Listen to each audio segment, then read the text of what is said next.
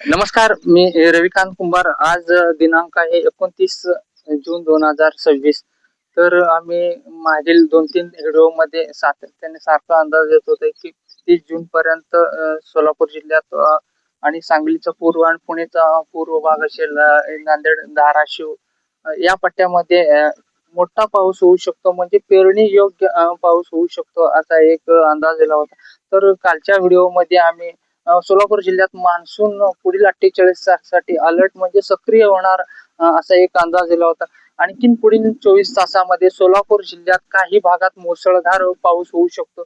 अजून काही तालुक्यामध्ये अजून पाऊस कमी आहे. त्याही पट्ट्यामध्ये पुढील 24 तास म्हणजे 30 जून पर्यंत अजूनही या भागात थोडस चान्स आहे की आपण मागे पाहू शकता की काल दिलेल्या अंदाजाप्रमाणे दक्षिण सोलापूर मंद्रुपच्या पश्चिम भागामध्ये मुसळधार पाऊस पडलेला आहे. संध्याकाळी 7:30च्या दरम्यान फक्त एक 25 ते 30 मिनिट या भागात पाऊस पडला. अगदी ढगफुटी सदृश पाऊस पडलेला आहे.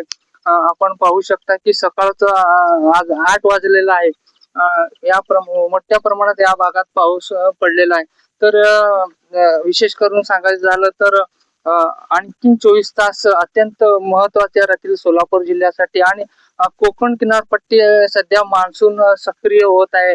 पुढील 2 दिवसामध्ये पश्चिम महाराष्ट्रात ही मोठ्या प्रमाणात पावसाला सुरुवात होऊ शकतो. आणि इकडे उत्तर महाराष्ट्र असेल, विदर्भ, मराठवाड्याच्या काही भागात मान्सून पुन्हा सक्रिय होऊ शकतो असा एक अंदाज आहे. धन्यवाद.